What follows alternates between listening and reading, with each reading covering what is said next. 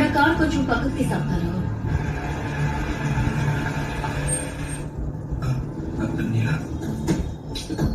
అన్న డోర్ కొంచెం అన్లాక్ చేయండి. అమ్మా ఈ టైంలో ఇక్కడి నుంచి ఒకదాని ఎలా వెళ్తామా? అది కాక ఈ రూట్ లో బస్ సర్వీస్ కూడా ఉండదు.